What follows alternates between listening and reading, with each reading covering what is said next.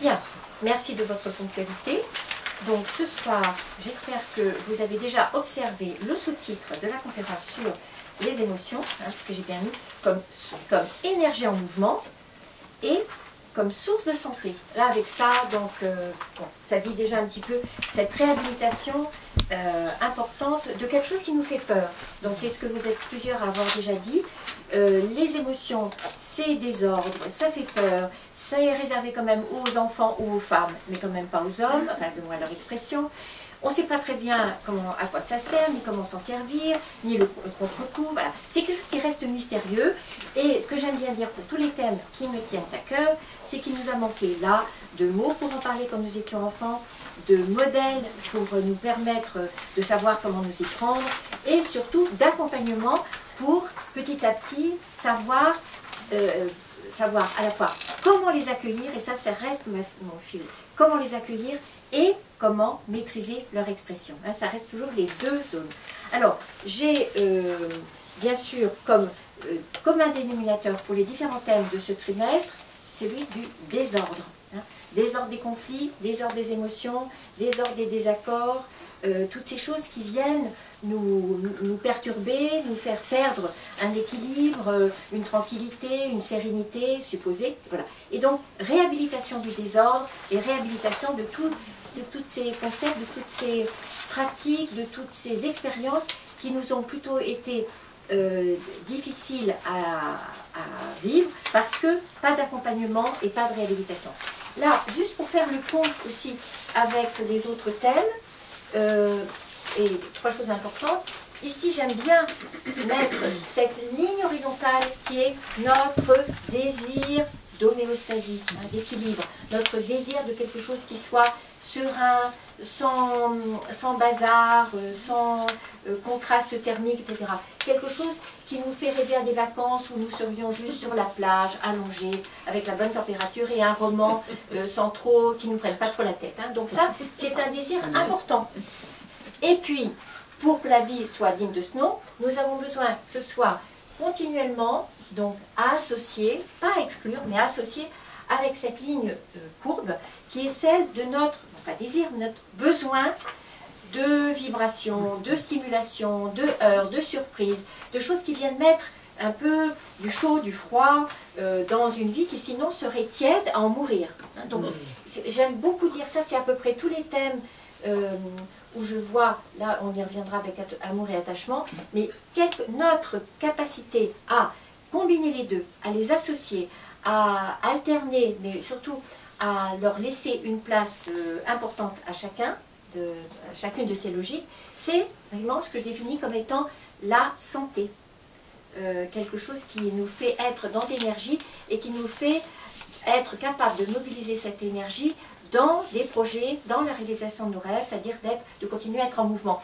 Tout le mouvement qui est le sous-titre aussi.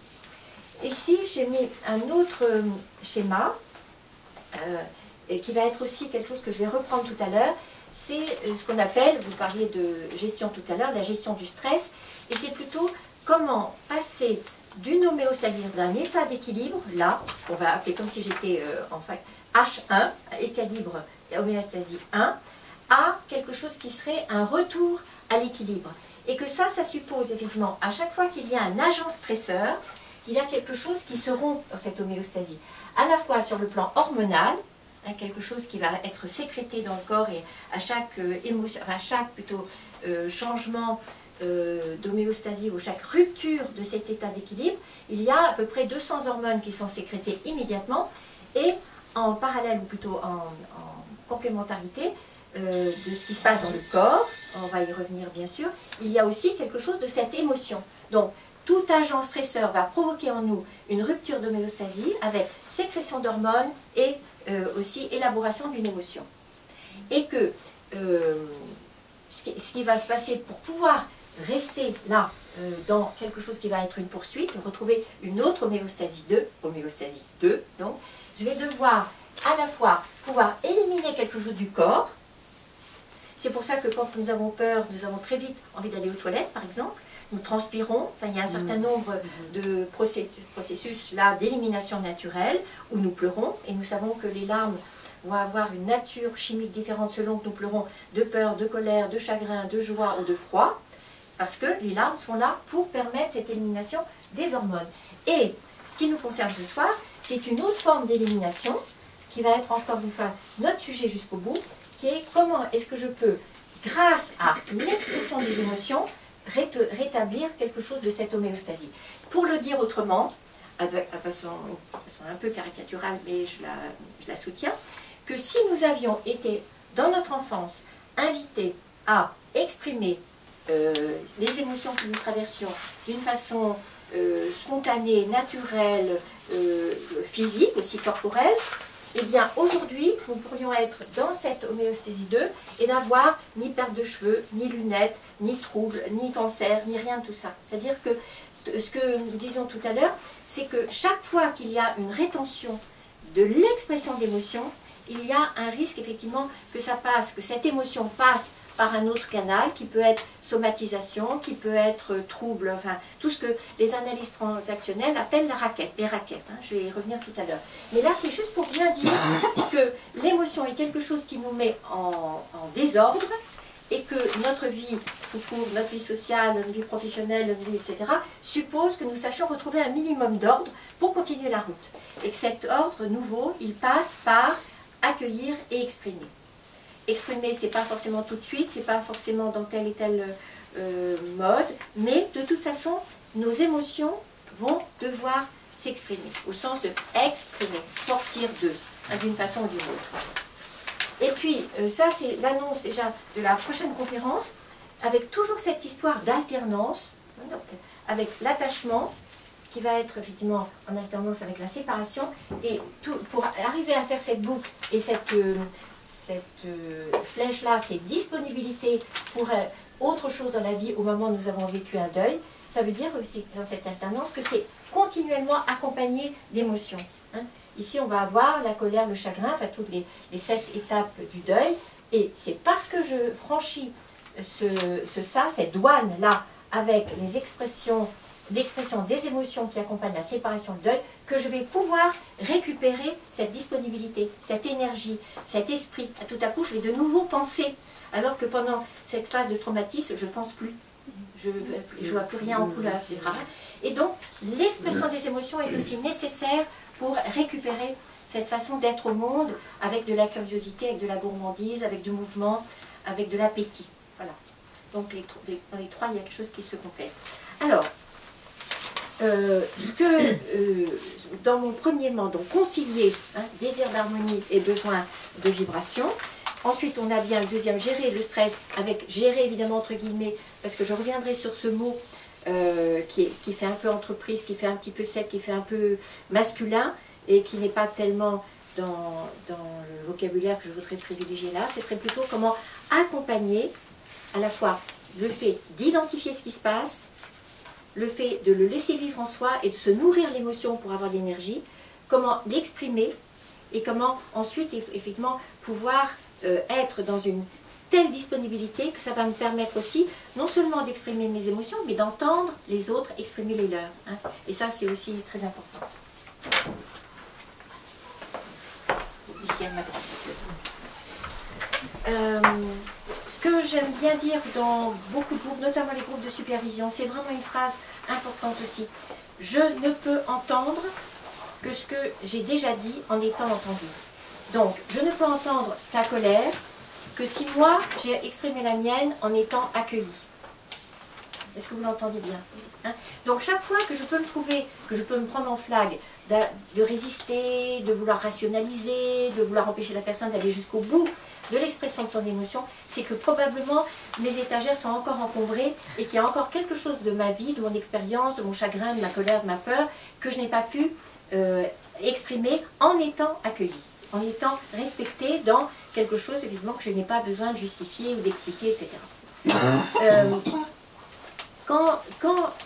Une des choses les plus importantes à propos des émotions, et je reverrai ça en conclusion, que ce qui nous embourbe, ce qui nous encombre aussi, ce qui nous empêche d'être dans cette fluidité de la vie, de ce mouvement de la vie, c'est que depuis notre naissance, le modèle que nous avons eu, c'est la confusion qu'il y a entre l'expérience de l'émotion, l'expérience du chagrin par exemple, et l'objet perdu. Et je voudrais bien voir vos têtes opinies, parce que ça, c'est absolument, pas seulement niaiseux, mais handicapant. C'est-à-dire que quand j'avais 3 ans et que j'avais perdu ma poupée, on va dire ma poupée, quelque part, eh bien, j'étais invitée à pleurer à hauteur de ce que les adultes autour de moi considéraient juste pour la perte de la poupée. Si je perdais mon chat, j'avais droit à un peu plus. Si j'avais perdu mon stylo, quasiment rien. C'est-à-dire que nous avons déjà cette déformation, et j'insiste là-dessus, d'être dans une sorte de récupération de l'expérience, de toutes les expériences d'émotion, avec effectivement le barème, ce qui est juste, ce qui n'est pas juste. Il y a des émotions, plutôt, il y a des pertes, il y a des expériences, qui justifieraient l'expression d'une émotion. Il y a d'autres expériences qui ne sont pas du tout supposées être assorties de quelque chose, du rififi, de la perte de quelque chose, d'une maîtrise de soi, etc. etc.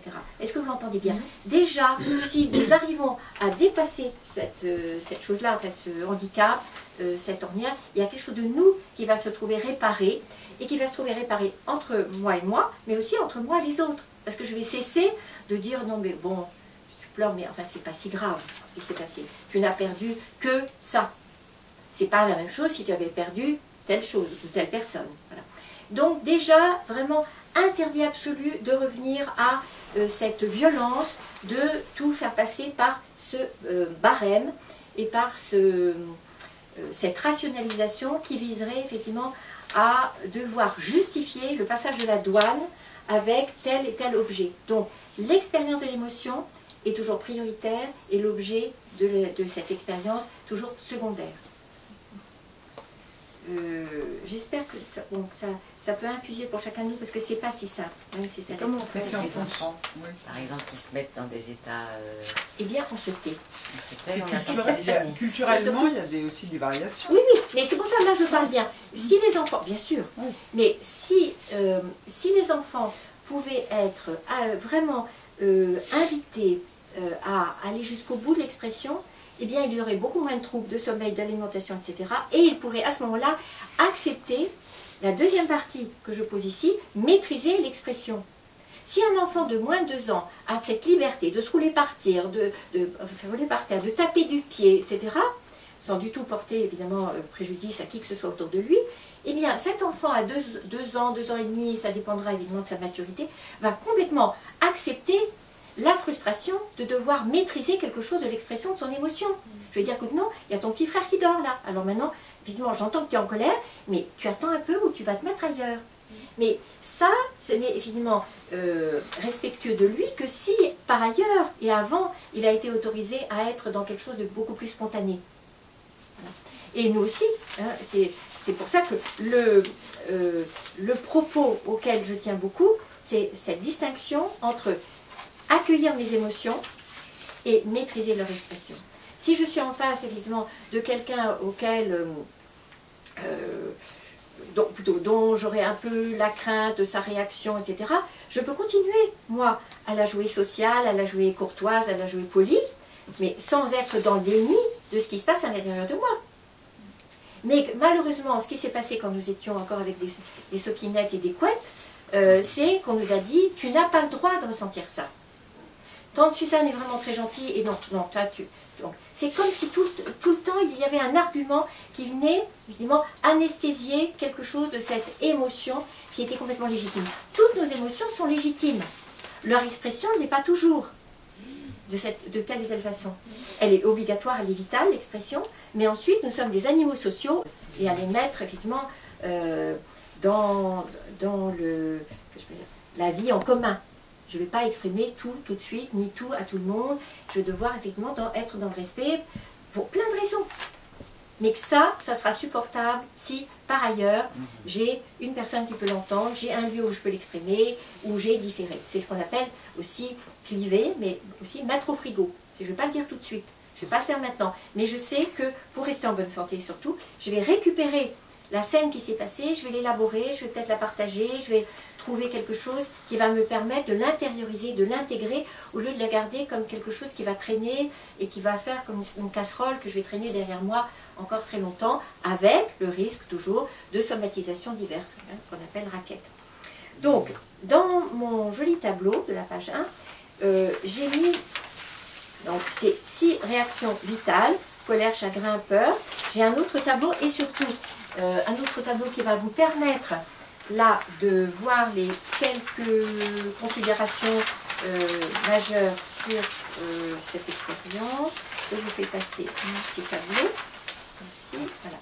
Donc j'ai mis les 4 majeurs. Mais aussi je vais vous passer une feuille que j'ai extraite donc, du livre sur la confiance, car au moment où j'ai écrit ce livre, il m'importait enfin d'oser ajouter une 7e émotion à laquelle je crois beaucoup, qui me trotte en tête depuis des décennies et qui est effectivement quelque chose qui est j'ai mal. Comme ça, je vais la faire circuler après. J'ai mal ou pas?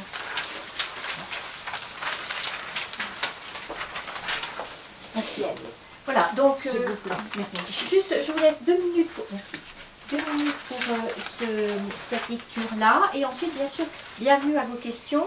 Hein, comme là, j'ai bien mis dans le tableau les signes, les symptômes, qu'est-ce qui est signal pour moi, les conditions, les mécanismes, les fonctions. Et bien sûr, la dernière ligne à l'horizontale est une des plus importantes parce que ça me permet de revenir à tout ce qu'on nous a vendu comme autres mots, notamment colère confondue avec la violence, peur avec inhibition, etc. 2 minutes de lecture pour vous.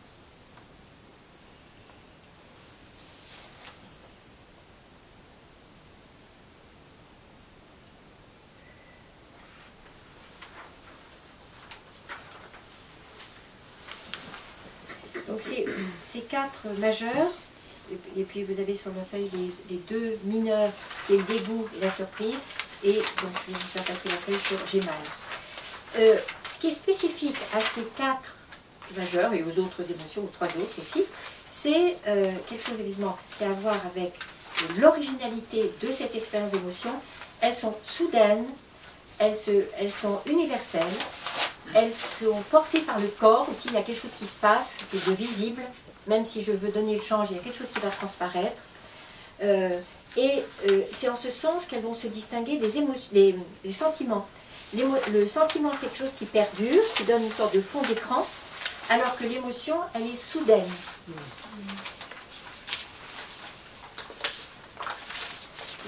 Quelques théoriciens sur les émotions ont donné cette métaphore que j'aime bien. C'est comme si les émotions, c'était les notes, et le sentiment, c'est la petite musique qu'on fait avec les notes, quelque chose qui se compose. Parce que dans chacune des expériences de sentiments, nous pouvons avoir effectivement plusieurs émotions. La honte, ça sera la colère et la peur, etc., etc. Après, on peut combiner. Et donc, je tiens beaucoup à la spécificité de ces 7 expériences, même si, quelquefois, dans les livres aussi, je vois qu'on y a mis l'amour. L'amour n'est pas une émotion.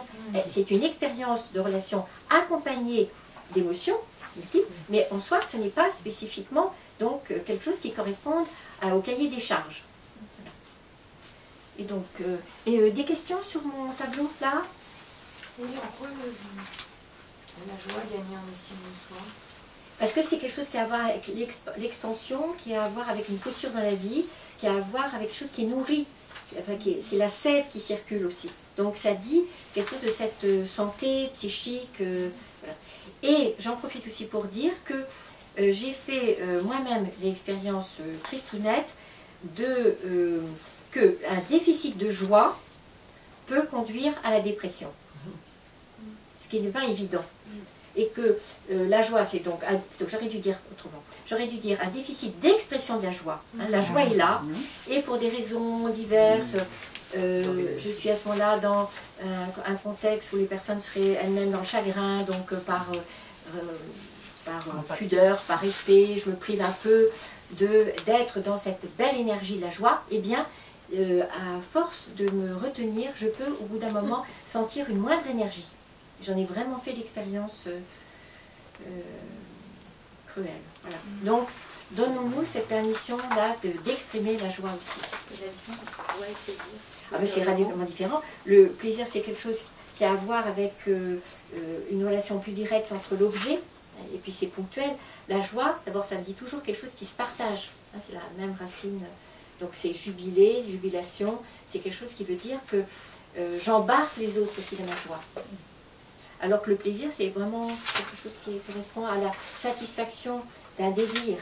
Alors que la joie, ça correspond à la satisfaction de quelque chose qui est d'une exigence d'être au monde autrement. Voilà, je tiens beaucoup. Et c'est pour ça que je ne vais pas tordre le cou ce soir forcément au concept de bonheur, mais le bonheur est justement quelque chose qui est très mal entendu ou mal compris ou mal élaboré, parce qu'on le confond soit avec le plaisir, soit avec la joie, soit avec d'autres concepts avec lesquels évidemment je suis toujours un peu mal à l'aise. Alors, et la surprise, Agnès, oui, c'est original de trouver la surprise oui, et le dégoût dans les émotions. Oui. On a l'impression que la surprise, elle n'a pas de couleur, contrairement au... Enfin, oui. C'est comme un choc, peut-être. Mais c'est un choc. C'est un choc qui va être, qui est rempli le cahier des charges, c'est ça. Ça me fait sortir de mon état tranquille. Et c'est quelque chose qui va donc me déstabiliser, qui va me permettre de sentir toutes les hormones qui sont sécrétées. Et il va falloir du temps, ou une parole, ou les bras de quelqu'un pour récupérer. Et donc, bien sûr, Agnès, que nous sommes très différents devant la surprise. Il y a des personnes qui vont même les attirer parce que ça va venir sécréter ces hormones, etc. Et d'autres personnes qui vont être beaucoup plus mal à l'aise, enfin qui vont vivre la surprise comme quelque chose qui vient plutôt abîmer et mettre en danger que, au contraire, mettre en mouvement. C'est très très différent. On voit ça dans les types de personnalités, ces personnes auxquelles il vaut mieux ne pas faire, par exemple, un anniversaire surprise. Non, ça non. Et d'autres, au contraire, les rebelles, ils aiment ça, ils travaillent au mal pas trop. Oui, oui, oui. On voit ça quand on travaille sur les types. Oui. Et bien sûr, toute surprise confondue, parce que surprise, c'est l'émotion, alors que ensuite les bonnes et les mauvaises surprises, ça voudrait dire qu'on revienne à l'objet. L'objet, on s'en fiche. C'est le moment de désarroi, où tout d'un coup je trébuche sur la route. Autre question, vous avez bien lu la dernière ligne, hein, le cycle, manipulation, le reproche. Enfin, ça, je vous en parle souvent, mais tous ces faux amis pour la colère. Là, vous les avez au moins écrits un petit peu. Et surtout, une des confusions majeure, fréquente, récurrente, c'est celle qu'il y a, mais tous les jours, tout le temps, entre peur et inhibition. Et ça, je ne le dirai jamais assez. Hein. La peur, c'est ce qui met en mouvement, c'est ce qui rend plus vigilant, plus intelligent, et qui va nous faire être là sur le front, alors que si nous n'avons pas été dans cet apprentissage de faire de la peur quelque chose d'un bon outil, nous allons effectivement basculer de l'autre côté, qui est l'inhibition. Inhibition de l'action, de la pensée, de l'émotion, etc. etc. Hein, c'est tout confondu là. Du coup, chagrin est une émotion, mais tristesse, c'est... Alors, j'aime bien dire que mélancolie, c'est là, tristesse, c'est le cœur, chagrin, c'est tout le corps. C'est pour ça que je parle encore des sécrétions hormonales. Et l'inhibition, ça vient d'où en fait? Est-ce que c'est parce qu'il y a la peur qui s'est accumulée? Non, c'est la peur. Enfin, en tant qu'enfant, quand j'ai eu peur, on m'a plutôt invité à la terre ou à la voir comme une ennemie, comme si ça allait m'empêcher d'être dans le mouvement de la vie. au lieu de me permettre de l'apprivoiser, et donc faute d'avoir apprivoisé ma peur, eh bien je suis restée dans des positions, ce que dirait Henri Laborie, hein, c'est soit je fuis, soit je me bats, soit je freeze, hein, soit je me gèle à l'intérieur. Et c'est un de ceux qui... Non, parce que la peur spontanée, moi, ça me paralyse. Oui, mais comme nous avons besoin d'être dans cette protection et cette défense, nous savons bien que cette paralysie, elle va nous handicaper, elle va nous laisser vulnérables, elle va nous laisser passifs et victimes. Et donc, la peur, elle va provoquer les trois choses. Soit je me carapate, soit je me bats, et donc là, c'est l'association entre peur et colère et puissance, soit, effectivement, je reste prostrée. Mais, encore une fois, cette prostration, elle est le fruit d'une éducation qui nous a fait craindre d'être soit dans la fuite, qui est encore bannie dans je ne sais quel contexte, soit qui nous a fait aussi voir la lutte comme quelque chose qui serait confondu avec la violence, l'hostilité, patati, là. C'est-à-dire que nous avons été privés de cette boîte à outils où il y a toutes ces options pour nous trouver équipés pour faire l'un ou l'autre. Qu'est-ce qui se passe si je suis très tard dans un RER et que tout à coup je suis agressée? Qu'est-ce que je fais? Est-ce que je me bats? Est-ce que je fuis? Est-ce que je demande de l'aide? Etc. Mais ce qui est important, c'est d'avoir été, ou de l'être encore aujourd'hui, accompagné pour repérer le type de danger, repérer l'équation entre le danger et ma capacité, moi, à réagir, à fuir, etc. Et que j'ai vraiment le souvenir très, très précis où j'ai découvert ça, je devais être adolescente, où j'étais avec quelqu'un, on a été sous un porche, on a été inquiétés, agressés, et je me souviens très bien de la perception que cet ami est resté complètement figé comme ça, donc comme une proie, et que j'avais eu la chance déjà à ce moment-là, pour des raisons XY, de savoir crier. Et ce cri, effectivement, est quelque chose qui a fait une sorte de frontière. Voilà. Et ça m'a beaucoup rassurée, notamment sur ma capacité, là, à utiliser quelque chose qui pouvait être une façon d'intimider l'ennemi en étant dans cette puissance mammifère, cette puissance du corps. Voilà. Et en fait, heureusement, parce qu'après, comme j'ai eu à travailler dans des établissements HP, etc., c'était bien que je sache avoir confiance dans cette capacité, soit à me défendre, soit à demander de l'aide, etc. Donc voilà, nous n'avons pas été suffisamment accompagnés pour repérer ce qui était notre puissance, notre pouvoir, nos ressources. Excusez-moi, pour être sûr d'avoir bien compris. Oui. Donc en fait, quand on reste figé de trouille, oui, ça veut dire qu'on que nous ne sommes pas en train d'utiliser la peur comme un outil puissant. Et que nous sommes dans, plutôt, nous conformer à d'autres choses que nous avons vues, et nous sommes en train surtout, ça c'est vraiment, d'entendre cette voix-là, c'est « n'aie pas peur ». Parce que même le pape le dit, et même plein de gens le disent, « n'aie pas peur ». C'est aberrant cette phrase, parce que c'est juste le contraire de ce que je crois, moi, vital, nécessaire et important, c'est ma peur, qu'est-ce que j'en fais?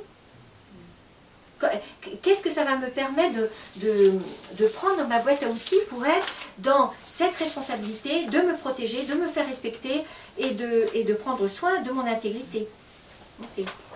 C'est un mot que j'ai dû mettre effectivement dans ça, la colère, c'est une façon de garder la main sur la responsabilité que j'ai. Et que ça suppose de l'entraînement, ça suppose des encouragements, ça suppose des modèles, encore une fois.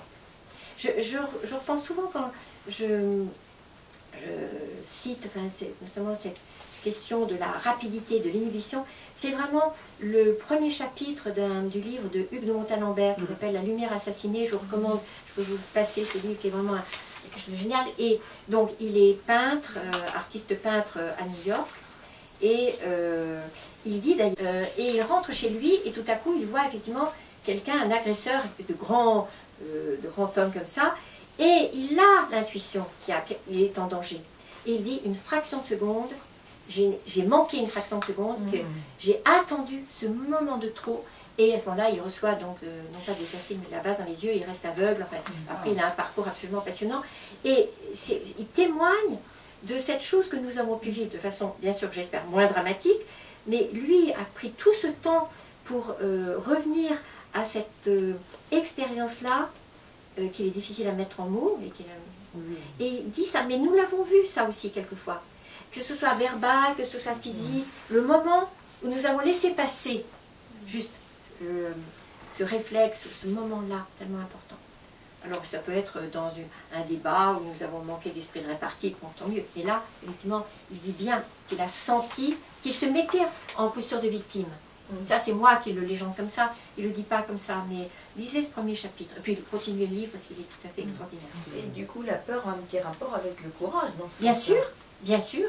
D'ailleurs, Oui. il paraît que les héros disent non, c'est pas que j'ai pas eu peur. Non, au C'est contraire, que- voilà. Vous voyez, toute cette salade qu'on nous a servi et resservi, le courage, ce serait de ne pas avoir peur, et surtout, enfin, encore une fois, pourquoi as-tu peur? Tu n'as pas de raison d'avoir peur. Il n'y a pas de raison. Quand tu vas dans la cave qui fait noir, tu n'as pas de raison. Il n'y a rien d'autre dans l'obscurité que dans... Mais tout ça, ce sont des pousses au crime. C'est-à-dire que ça nous prive de cet accès-là à quelque chose, d'une perception, d'un réflexe, d'une priorité donnée à « c'est moi qui suis responsable de ma sécurité, de mon intégrité et je vais prendre les moyens qui conviennent ». Que ce soit Je vais encore reposer la même question. Et comment on Oui. fait avec les enfants quand ils ont peur? Ben, on accueille ces peurs. Non, mais je n'ai pas été jusqu'au bout, vous avez raison. Du coup, est-ce qu'on On accompagne accueille. dans la Oui, là, peur tu as peur. Où est-ce que tu as peur dans ton corps?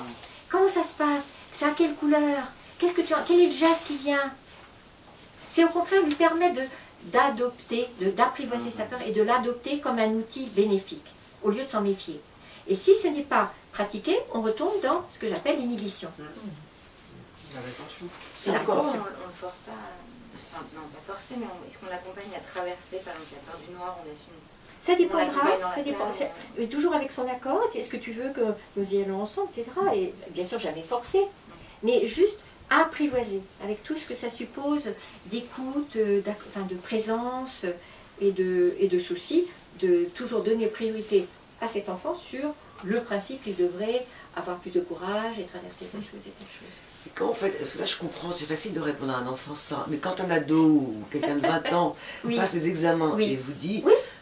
Oui, j'ai peur, Oui. je me sens pas prête, j'ai peur, etc. Moi je peux pas dire à ma fille de 20 ans, mais c'est pas grave, pourquoi t'as peur, de quelle Mais- couleur c'est, parce qu'elle va regarder Mais les c'était yeux, justement ce que je blâmais. Parce que c'est ce que nous avons entendu. Enfin, moi, c'est ce que j'ai entendu de ma chère maman. Oui, mais je lui réponds quoi à ma fille quand elle me dit j'ai Mais peur de elle ne vous passer les pose pas de examens? questions, d'abord. Ah oui. Donc, on ne répond que s'il y a une question. Si, là, vous pouvez Oui. vous sentir sollicité dans quelque chose, une empathie. Et vous pouvez dire, mais oui, donc, dis-moi comment, ce que tu ressens. C'est l'aider à apprivoiser sa peur. Active, alors. Oui, que l'écoute active. Quand tu as peur, qu'est-ce qui se passe pour toi? Qu'est-ce qui change? Qu'est-ce que tu ressens? Mets des mots sur ce que tu ressens. Est-ce que ça pince? Est-ce que ça cuit? Ou est-ce que c'est dans le corps? C'est-à-dire qu'au lieu de la voir, elle, vouloir mettre sa peur à l'extérieur d'elle, c'est l'inviter au contraire à en faire un outil de vie. Et puis toujours, bien sûr, je nous invite à permettre à la personne en question d'intérioriser la double permission.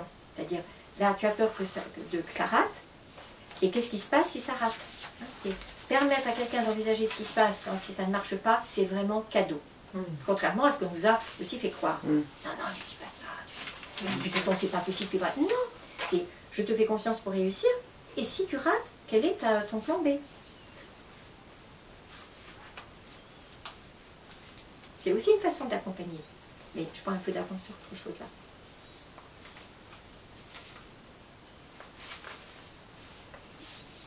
Moi, ma peur, j'avais une peur quand j'étais gamine des cambriolages. Oui. Et j'en ai fait des cauchemars et du somnambulisme. Où finalement, je me suis retrouvée m'échappant de la maison par la porte-fenêtre du salon, ouvrant le volet, refermant le volet pour pas qu'on repère, passant par le trou du grillage en chemise de nuit pour aller sonner chez le voisin en ouvrant la petite porte de son petit loquet. Et le petit bonhomme, monsieur 70 ans, s'est retrouvé à la fenêtre en pleine nuit avec moi qui était dans son jardin en chemise de nuit. Quelle créativité! Ah oui, Je suis admirative. je l'avais... je pense que voilà. Ça avait été pensé, mais je pense plusieurs nuits auparavant J'adore pour que cette je le histoire. fasse. Et tout ça en dormant. Enfin, tout ça en somnambule. Ben, je me suis réveillée, j'étais entre deux. J'aime beaucoup. Pour sauver la maison du cambriolage. Non, me sauver moi, parce que Je, les autres... je vous invite à écrire cette histoire comme un conte. Et en chemise de nuit. Vraiment. ouais. Et demander à quelqu'un d'illustrer. Autre question sur mon tableau. Christ. Oh, tu me fais penser, hein, je te connais. Alors, donc, alors, ce que je vais faire là, je vais distribuer. Est-ce que quelqu'un veut bien lire cette page? D'habitude, j'ai des lecteurs et lectrices. Qui veut bien lire? Peut-être sur votre tableau, moi j'ai encore une Oui, question. oui. Dans colère, vous mettez si, donc c'est des exemples, j'imagine, intrusion sur mon territoire, entrave à la liberté. Moi j'en vois tellement d'autres. Non, mais c'est juste pour bien dire que c'est spécifique là. C'est à voir, la colère, c'est à voir avec le territoire et c'est à voir avec la liberté. Là, c'est Sinon, pas. c'est pas forcément de la colère. Non, c'est très spécifique. Est-ce que j'ai un candidat ou une candidate pour lire? Je me lance. Très bien, merci. Parce que, en fait, avec cet exemple-là, auquel je tiens beaucoup, donc, comme je viens de le dire, vous allez avoir la spécificité aussi pour les autres émotions. Ça sera aussi un général. Allez-y. La 7e émotion, j'ai mal. J'évoque ici une expérience soudaine, universelle et visible, qui a toutes les caractéristiques des émotions. La parole est alors transformée en cri, en plainte, en gémissement. Le cœur s'arrête, la tête se vide, le corps se paralyse.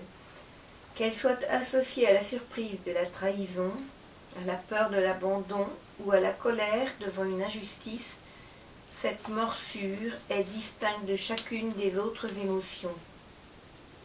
Elle est distincte aussi de la sensation, piqûre, coupure, brûlure, et du sentiment de douleur qui, lui, s'est installé en même temps que le mal se prolongeait. On parle de crève-cœur, on se représente le cœur en 1000 morceaux, ou bien par analogie avec la trace laissée par une arme à feu, on se figure un trou dans l'âme. Le coup est cuisant, cinglant, l'épreuve est cruelle. L'hostilité du monde surgit, comme un raz-de-marée qui menace de tout ensevelir. La secousse fait tout voler en éclats. Le choc provoque un court-circuit émotionnel. L'expression « j'ai mal » traduit un séisme dans ma vie. Je trébuche, j'ai le vertige, je suis en apnée, et je ne sais plus ni ce qui se passe, ni ce que je dois faire, ni comment le faire. Je bascule dans un monde inconnu, effrayant et injuste. Je ferai n'importe quoi pour calmer ce feu. Je donnerai tout pour que cette détresse prenne fin. Je suis prête à vendre mon âme pour être délivrée. Merci beaucoup. Donc vous voyez à la fois ce qui est commun avec les autres émotions, un je trébuche, et ce qui est spécifique à cette émotion-là, qui n'a pas à voir avec une douleur qui s'installe, qui a à voir, enfin, j'étais partie de la révélation d'une trahison, par exemple. Hein. C'est cette chose qui arrête. Après, ça va prendre d'autres formes. Mais là, c'est j'ai mal. Alors, j'ai mis j'ai mal parce que je n'ai pas trouvé un substantif qui serait équivalent de peur, colère, chagrin, parce que douleur, ça ne répondrait pas à ces critères. Donc, j'ai gardé juste l'expression j'ai mal. Et dans mes tableaux, je mets quelquefois j'ai mal, j'ai peur, j'ai du chagrin, etc. Merci encore pour votre lecture. La sidération. Sidération, oui. Chose qui est. Le temps se trouve, la ligne du temps se trouve coupée. Et c'est après, grâce à l'expression, que je vais voir comment, oui ou non d'ailleurs, je vais arriver à remettre les deux bouts du temps. C'est ça qui s'appellerait avoir fait deuil de cette rupture dans le temps. Voilà. Alors, je reprends ce concept donc de raquette. Raquette, qui est le mot à l'américaine, donc c'est une sorte d'intimidation pour obtenir quelque chose que la personne va nous donner. Le mot raquette ici veut dire que l'émotion dont nous parlons là, donc, elle va forcément être exprimée d'une façon directe, indirecte, etc. Donc, il y a plusieurs façons de voir. La colère, je peux l'exprimer dans la colère. Je proteste, je dis je ne suis pas d'accord, ça ne me convient pas, je dis quelque chose. Si je n'ai pas la permission, pas l'occasion, etc., là, elle va passer par d'autres canaux. Soit elle va être exprimée par une autre émotion. Alors j'aurais dû dire dans le sens inverse, par exemple, si un enfant traverse la rue en ayant lâché ma main, l'émotion c'est la peur, qu'est-ce que j'exprime? C'est la colère. Et donc nous faisons ça régulièrement, là aussi avec des lois familiales. Il y a des familles où on n'a pas le droit d'être en colère, mais on a le droit d'avoir du chagrin, d'autres on n'a pas le droit d'avoir du chagrin, etc. Donc il y a aussi ces types de familles, et puis il y a ce que les hommes ont le droit de faire, et pas les femmes, et inversement, ce qu'on a le droit de faire jusqu'à 10 ans, puis après on est prié de s'anesthésier, ou de se priver, ou devenir pudique, etc. Et donc, ensuite, je pourrais passer la nuit à faire le catalogue de toutes les ruses utilisées par l'émotion qui a besoin d'être exprimée. En gros, donc, soit je vais exprimer par un autre canal, c'est-à-dire une autre émotion, soit je vais l'exprimer par des pathologies, je disais, trouble des yeux, par exemple tout ce qui a à voir avec séparation, ça sera trouble de la peau, hein, l'eczéma, etc. Ça peut être en fait toutes sortes d'agressions, ça peut être ensuite des comportements, mais j'aurais déjà dû dire, la migraine par exemple, dans la migraine, c'est à peu près, dans 95% des cas, de la colère qui n'est pas exprimée. C'est un exemple. Mais après, évidemment, en décodage biologique, on a des livres et des livres qui permettent de faire des hypothèses, sans jamais savoir mieux que moi ce qui se passe, mais des hypothèses sur la correspondance entre une émotion qui n'est pas exprimée et la façon dont elle s'est traduite. Et donc, on part dans le sens contraire. C'est quelle est l'expression, comment est-ce qu'elle s'est traduite, pour remonter, vaille que vaille, à cette toute première émotion qui n'a pas été autorisée à être exprimée. Voilà. Du coup, par exemple, la myopie ou l'eczéma, tu fais un lien avec une émotion? Oui, par exemple, l'eczéma c'est le chagrin, puisque c'est la séparation, la myopie c'est la peur, c'est la colère, mais ce sont encore une fois des hypothèses, c'est pas comme ça. Et vous avez l'habitude aussi, vous, de traiter ça avec votre outil des élixirs floraux. Ensuite, alors là, c'est donc ce que je vais mettre sous la rubrique somatisation, psychosomatisation, etc. Mais je suis assez intéressée par plein d'autres canaux d'expression qui seraient, par exemple, la nourriture. On parlait de manger du sucre, par exemple. Mais ça peut être trop manger, pas assez manger. Donc on a bien boulimie, anorexie. Là, je prends des gros mots qui sont plutôt des mots de médecin, mais ce que nous faisons, nous, à la petite semaine, nous savons bien que nous aurions intérêt à nous arrêter de manger donc, du chocolat, et nous allons un peu plus loin, c'est pas forcément pathologique, mais nous savons bien que nous sommes en train d'anesthésier quelque chose d'une émotion à ce moment-là, pour éviter de sentir ça. Voilà. Il y a ensuite, par exemple, tout ce qui a à voir avec le travail, la façon de travailler trop, ou bien être dans différé. La procrastination me semble c'est un bon exemple pour exprimer quelque chose d'une émotion, mais en prenant un chemin de traverse. Il y a trop dormir, ne pas dormir. La procrastination, c'est une émotion en particulier? Non, c'est un comportement. Ah oui, c'est un comportement. Après, oui, pour moi, oui. Pour moi, c'est procrastination, qui est une vertu que nous reconnaissons, que nous célébrons ici beaucoup. Et donc, ça dépendra, parce que, par exemple, le travaillomane, lui, va éviter le chagrin en procrastinant, alors que d'autres personnes vont vont être en contact avec une autre émotion. Donc, ça sera vraiment plus fonction des personnes aussi. Mais de toute façon, le procrastinateur, talent est extraordinaire, oui. Oui. Parce que ce n'est pas vous qui procrastinez, ce sont les autres, c'est pour ça. Les enfants qui. Mais oui, bien sûr, bien sûr. Deuil. Ah, deuil. Voilà. Et puis détourner le regard. Allez plutôt lire un roman que de voir la façon dont il se débrouille. Et du coup, c'est un peu un vice, parce que... Un vice Un vice, tu parles d'un vice ici? Par exemple, si je mange pour éviter de sentir, alors que...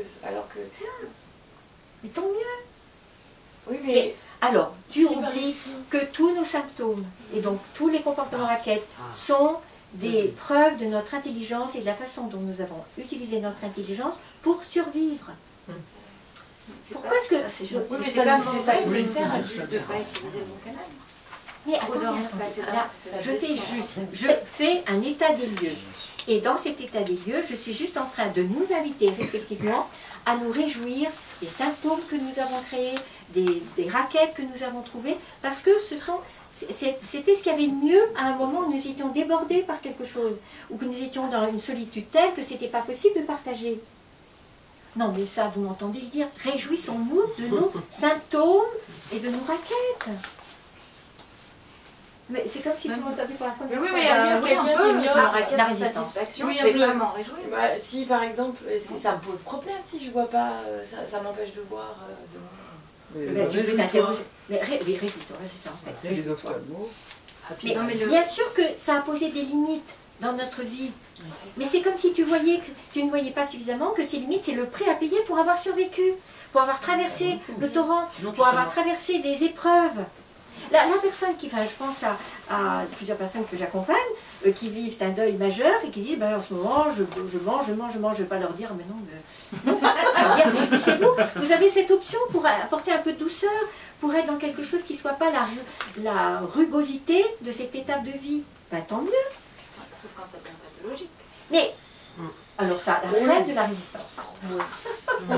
Mais qu'est-ce que ça veut dire pathologie? Je vais pas me réjouir de ma raquette d'insatisfaction ou autre, quand c'est des choses qui me mais ça, mettent ça te coûte plus cher que ça ne t'apporte. Et surtout, ce raquette, il ne vient pas traiter une crise ponctuelle. Il est plutôt une façon d'être loyal à des modèles que tu as eus. C'est différent. C'est complètement différent. C'est-à-dire que moi, je parle de ces raquettes-là, ou de ces symptômes, ou de ces névroses que nous avons élaborées avec beaucoup d'intelligence et de créativité pour survivre. Après, voyons ce que nous en faisons. À tout moment, nous pouvons dire, est-ce que c'est plus économique de garder ça, ou est-ce que c'est plus économique, effectivement, de voir le deuil que j'ai pas fait, l'émotion que j'ai pas exprimée, la colère qui reste comme ça en rade. Ça peut être intéressant, mais c'est bien pour ça que nous en parlons. Mais en même temps, je dis et je redis qu'une personne sur deux qui vient me voir en me disant « je veux arrêter de fumer », repart avec la consigne d'aller acheter un autre paquet de cigarettes. Je trouve que c'est pas intéressant. Oui, envoyez-moi les personnes parce que je trouve que là, venez me voir si vous voulez, mais bon, et pour vraiment être sûr que c'est bien ce que je vais tenir comme discours, mais c'est évident pour moi.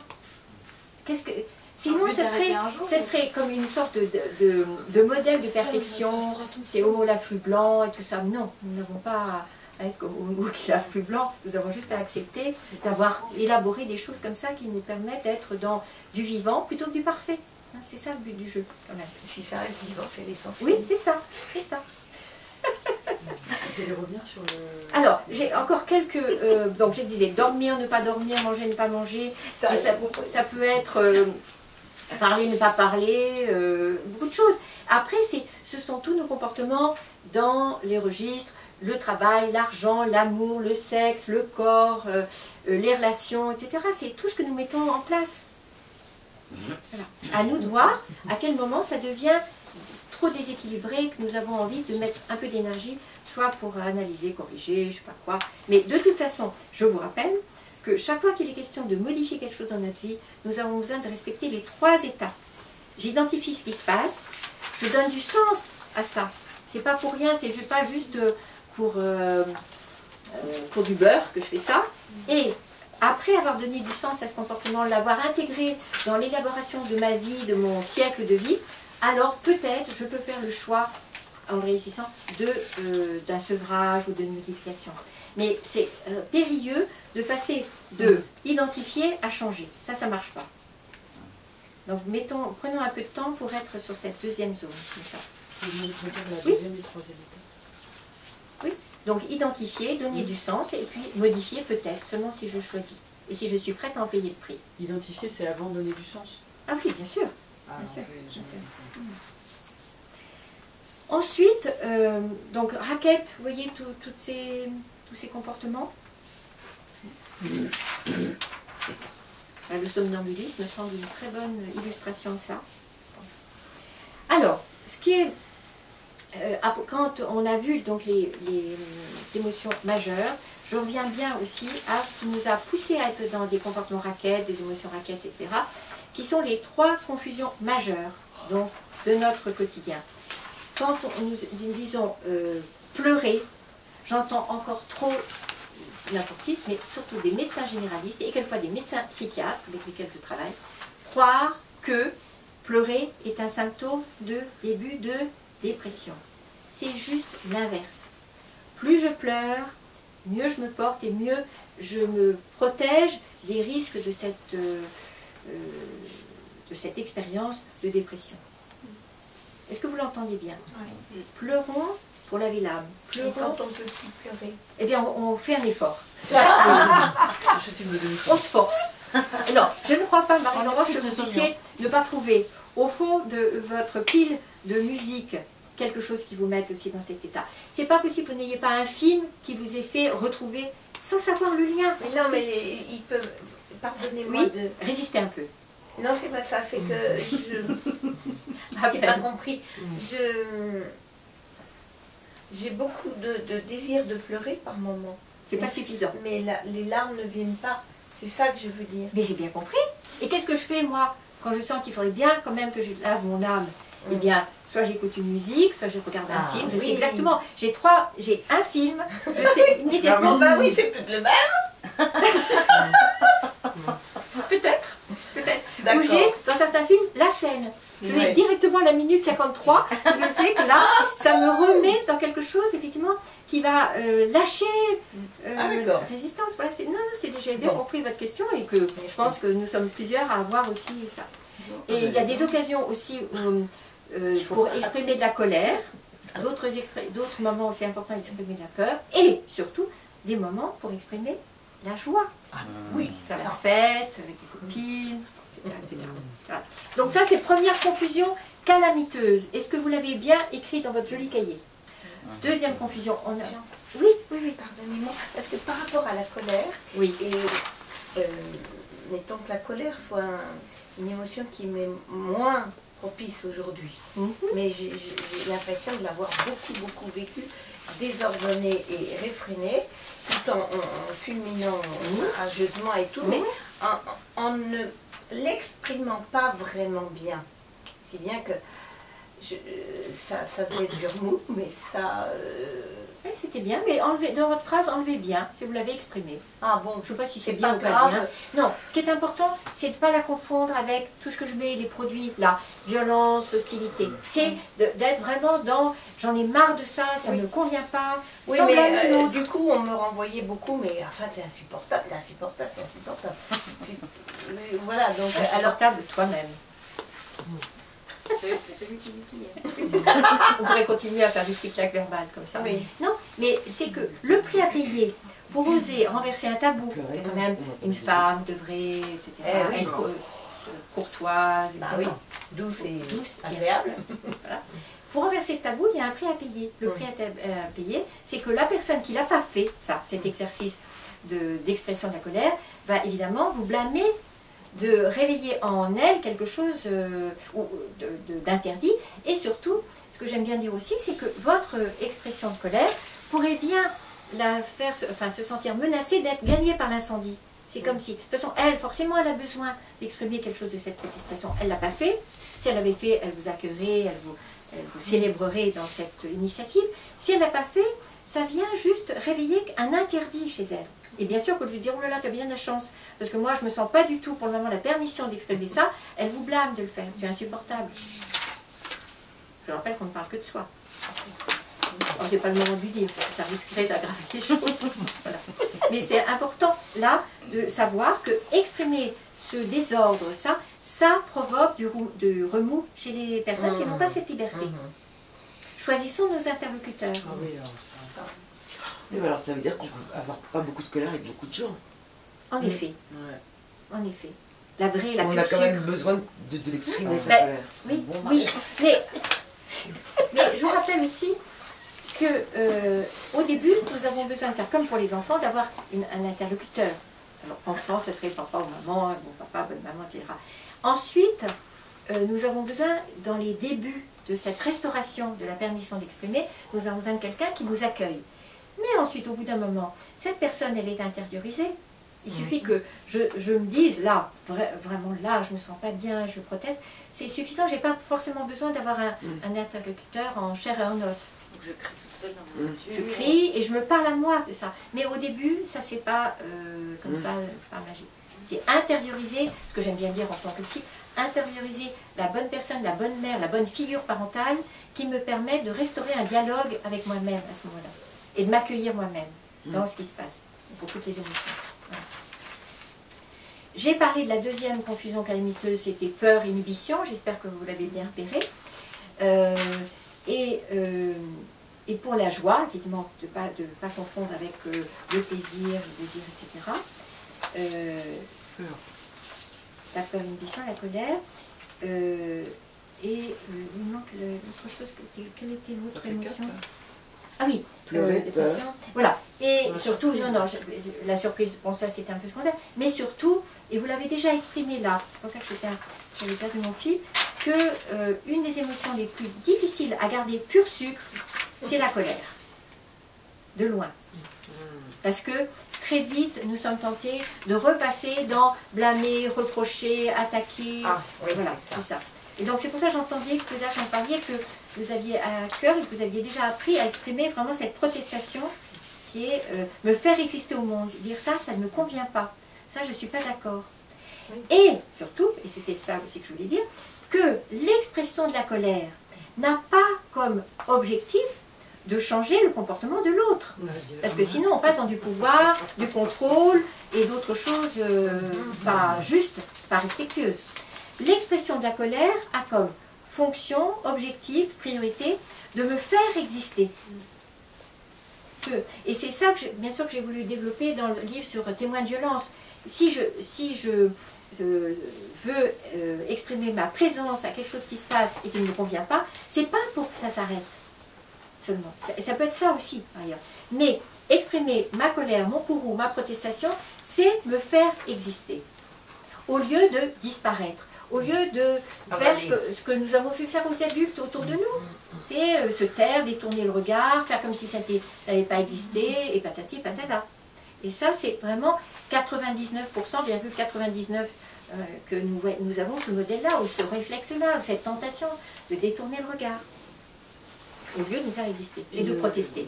Et le risque de ça, moi ça me fait penser à une situation où je pense que dans ce que j'ai souhaité exprimer comme colère, ça a été un prix, ou peut-être que je me suis mal pris, c'était peut-être pas de l'expression, mais en tout cas, la personne en face de moi l'a vraiment vécu comme critique, blâme, reproche et compagnie. C'est encore sans doute à travailler pour toi, oui. De l'apprendre dans un lieu neutre, à voir évidemment à quel moment ça pourrait être dans un flirt avec ces choses-là qui seraient récupérées par l'autre, à tort ou à raison. Mais de toute façon, je reviens bien sûr à la priorité de la relation. Si je suis vraiment en priorité dans la relation avec toi, si je donne priorité à la relation plutôt qu'à l'expression de ce que je vais dire, évidemment, le risque de récupération est moindre. Est-ce que tu l'entends? C'est ça que je dis à propos d'attachement. Si je suis vraiment dans une relation d'attachement avec quelqu'un, même si je suis maladroite, même si je mets quelques milligrammes d'autre chose que la colère pure sucre, c'est pas grave. Parce que le regard, le ton de la voix, la qualité de l'attachement, la qualité de présence à l'autre, va faire que ça va être accueilli comme je le propose. Donc c'est plutôt quelque chose qui a à voir avec la qualité de l'attachement, la qualité de l'importance que je donne à l'autre personne. Tu te t'abstiens. Oui. Parce que ça va aggraver les choses, ça va mettre de l'huile sans feu.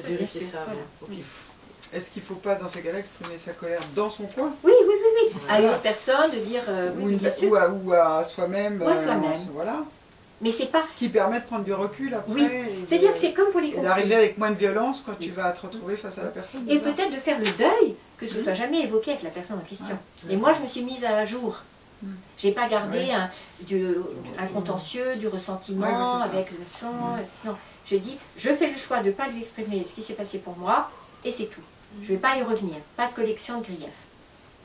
Et ça, c'est bien sûr une option importante dans beaucoup de circonstances de la vie, évidemment. J'ai insisté là sur le fait que, de la même façon que les conflits n'ont pas forcément à être traités, négociés, arbitrés, les émotions n'ont pas forcément à être évidemment exprimées à la personne en question. Hein. C'est ce que vous venez très bien de dire là. Heureusement. Oui, ça fait penser à ce que tu dis souvent, ne pas trop dire. Quoi. Ne pas trop dire. Parler mais pas trop, mais parler mais pas trop. Et débattre jamais. Voilà. La musique que j'écoute et que je pense à vous à chaque fois, c'est dans Peer Gynt de Grieg. Il y a un moment où Peer Gynt est en colère et la musique elle est formidable et je pense à vous parce que ça me fait envie de pouvoir exprimer la colère comme ça. Oui. Écoutez-le, c'est très bien. Bien sûr, je vais l'écouter. Merci. Peer Gynt. Oui. Je rappelle aussi qu'à propos de la douleur, à propos du chagrin, etc., que ce qui nous est important, c'est de bien distinguer ce qui est douloureux et ce qui est destructeur. Voilà. Ce qui fait la différence entre les deux, c'est justement la parole, c'est la présence de quelqu'un.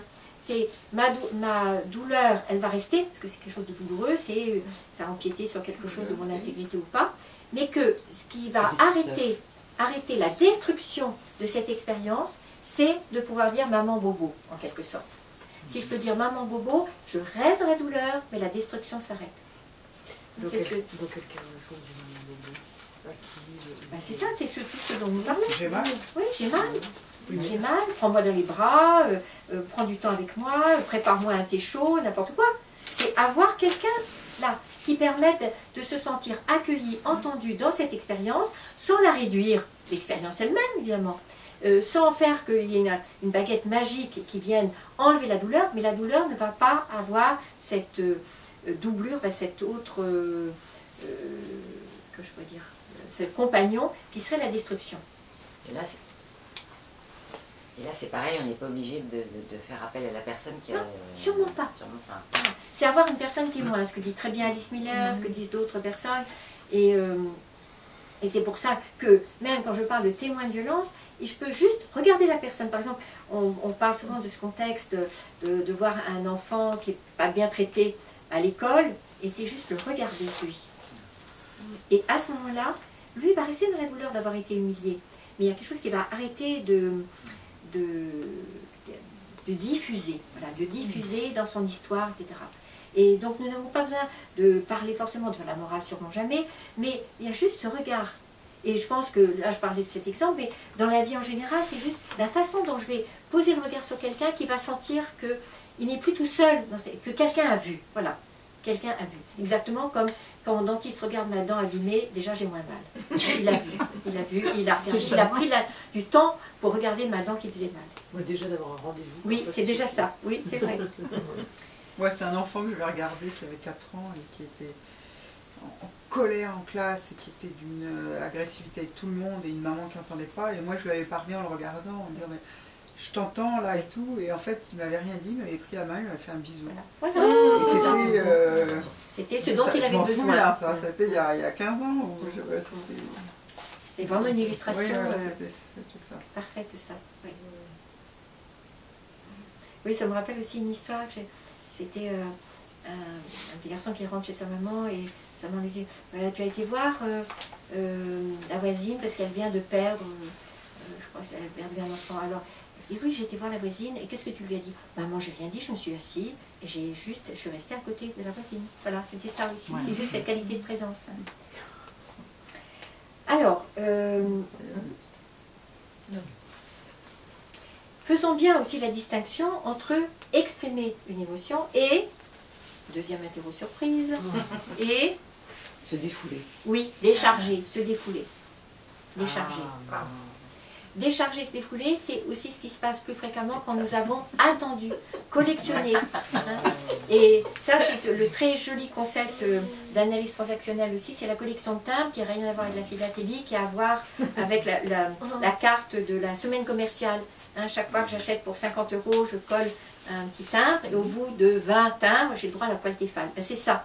C'est comme dans notre vie aussi, j'ai pas le droit de critiquer.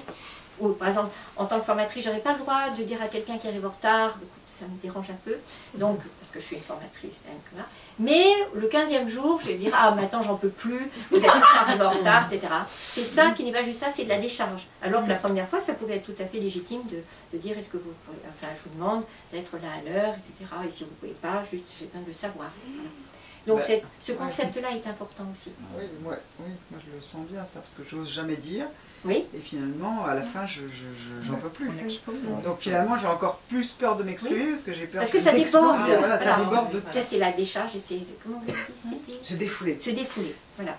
Et effectivement, dans ce défoulé, le spot est mis sur moi, Ouais. qui éructe, comme ça, au lieu de mettre le spot sur la relation et la personne à qui je dis quelque chose. Parce Enfin, que moi, en me défoulant, je me sens hyper légitime. C'est ça qui est terrible. dommage. C'est vrai, je me dis, j'en ai tellement pris, j'ai tellement rien dit Oui, que c'est là... ça. Mais c'est ça le Là, principe de la collection de timbres, c'est que ça donne une légitimité, c'est qu'on n'a pas le droit. C'est pour ça que dans les écoles, je regrette les avertissements, parce qu'au bout de 3 avertissements, il y a un renvoi, mais c'est pas justifié ça non plus. Qu'est-ce qui fait qu'il faut attendre 3 fois pour que quelque chose tombe?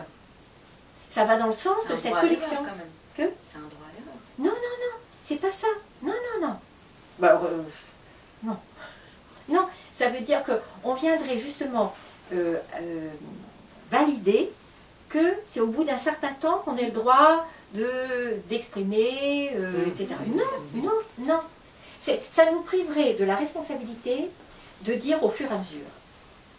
Oui. Et que ça, c'est respectueux. Enfin, ce que je dis sur le moment à vous, si c'est vous qui êtes concerné, et si je le dis en étant dans l'attachement, etc., c'est respectueux de vous. Si j'attends une autre fois, ou si je parle de quelqu'un d'autre qui a pensé aussi quand même que si je collectionne le timbre de l'autre avec la mienne, ça c'est plus juste aussi. Donc c'est une émotion, enfin un propos, l'un après l'autre, et je suis toute seule à parler à ce moment-là à la personne en face de moi. Donc, l'autre chose que j'aurais pu donner en introduction, et j'ai pris un peu de retard, c'est que ce qui doit être écrit aussi sur une des feuilles, c'est que il n'y a pas d'émotion négative. Ah bon, il n'y a pas d'émotion négative. Et la peur, alors qu'est-ce que c'est? Et la colère? Ce sont des émotions peut-être désagréables, difficiles, avec lesquelles c'est difficile de composer, mais les émotions sont toutes positives. Déjà. Même le j'ai mal. Oui, bien sûr, bien sûr. C'est dommage qu'on n'ait pas eu plus d'accueil au moment où nous disions maman bobo. Et qu'est-ce que ça fait qu'on dit que c'est négatif? C'est dommage, parce qu'on dit partout ça. Hein. Je sais, dans tous les livres, je sais. Oui, c'est une histoire de terminologie, mais pas seulement. Je pense que c'est notre souci d'être heureux, d'être tranquille, tu vois. Et donc, parce que ça fait désordre, et parce que c'est dérangeant, ça serait négatif. On confond vraiment quelque chose qui a à voir avec le confort, avec quelque chose qui a à voir avec la santé. La santé supporte la maladie, la crise de calcaire, etc.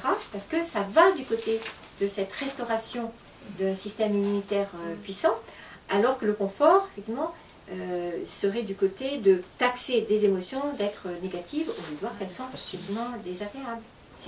C'est vraiment un parti pris social aussi, de refus du désordre et des choses qui sont à accueillir dans notre vie, qui ne sont pas forcément douces et sirop-d'orgeat, mais qui seraient un peu amères de temps en temps, un peu piquantes, un peu salées et tout ça. Voilà. J'ai une question par rapport à ce que vous avez exprimé avant sur la différence entre se décharger par rapport à la collection de reproches et exprimer des émotions. Comment je peux savoir si je n'identifie pas lequel des deux c'est? Est-ce que je peux me poser comme question pour préciser? Pour moi, c'est est-ce que lorsque tu vas parler de ton émotion, quand tu vas rendre un timbre par exemple, quand tu vas dire quelque chose, est-ce que tu le fais en donnant toujours priorité à la personne, ou est-ce que tu sens que là, il y a quelque chose qui se décharge, comme vous l'avez dit tout à l'heure? Est-ce que tu te défoules? Je pense que ça, c'est pas une histoire de raisonnement, c'est vraiment une histoire que je sens dans le corps. Exactement comme lorsque je suis dans l'autorité ou dans un abus de pouvoir. C'est la même chose, c'est quelque chose que je sens grâce aux sécrétions hormonales aussi. Hein, c'est ça, c'est la même chose. Donc là, qu'est-ce qui se passe dans mon corps à ce moment-là? Et quand je suis dans l'attachement, quand je suppose que je suis dans l'attachement avec la personne, je peux, du coup, même si je sens que c'est par rapport à moi, je peux quand même l'exprimer? Non. Ou... Non, je sens que c'est trop dangereux là. Okay. C'est trop... c'est trop sur le bord de la falaise, là, ce n'est pas intéressant. Okay. Prends plutôt l'option dont tu parlais tout à l'heure, qui est le clivage. Clivage. Si l'autre me pose des questions... Tu peux ne pas répondre, répondre à côté, enfin, après tu t'en débrouilles. Mais le clivage, c'est justement une autre option très, très positive, au moment où nous sentons qu'il y a débordement ou que je ne suis pas complètement dans la capacité à être dans le respect et de moi et de l'autre, de dire j'y réfléchirai demain. Hein, vous savez, c'est ce que j'appelle Scarlett O'Hara. J'y réfléchirai plus tard. Pourquoi ça, c'est important aussi. Pourquoi Scarlett O'Hara? Pourquoi Scarlett O'Hara? Scarlett O'Hara dans Autant n'importe le vent. Oui, parce qu'à 3 reprises dans le film, elle dit ça, j'y réfléchirai demain. Et elle va dormir. Et voilà, et elle va dormir ou elle va faire d'autres choses, parce que c'est au moment où elle tue quelqu'un. Oui, c'est à ce moment-là surtout. Elle tue quelqu'un qui passe comme ça, qui vient la voler en fait.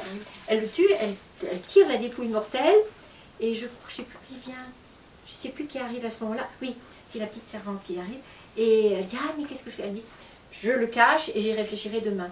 Et je trouvais que c'était plus joli de dire que je vais faire Scarlett plutôt que je vais faire du clivage. Voilà, c'était. Voilà. D'accord. Mais j'ai pas encore trouvé la version masculine, on m'a demandé.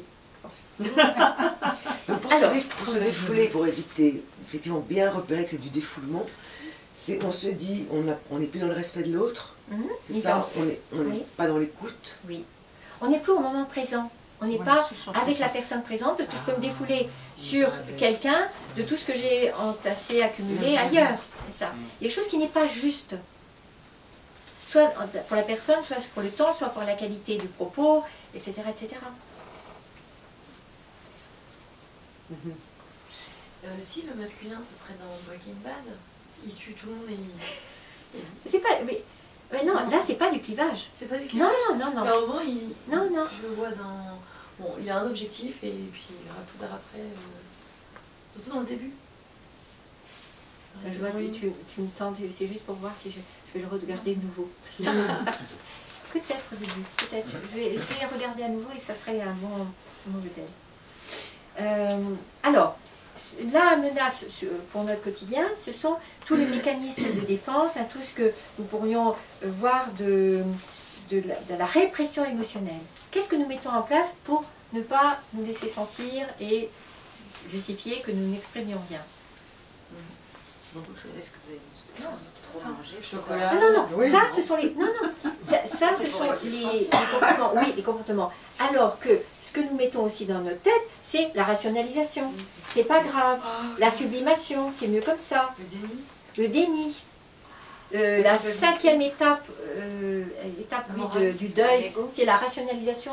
C'est-à-dire qu'au moment d'un divorce, bon, il y a effectivement le déni, le chagrin, la peur, et au bout d'un moment, c'est dans la rationalisation. De toute façon, c'était un crétin.